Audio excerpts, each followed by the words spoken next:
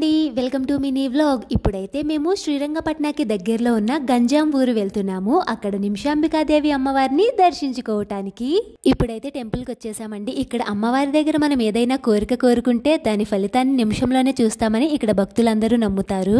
ఈ గుడిని కృష్ణరాజు వడియార్ అనే రాజు 400 సంవత్సరాల క్రితం కట్టారంట.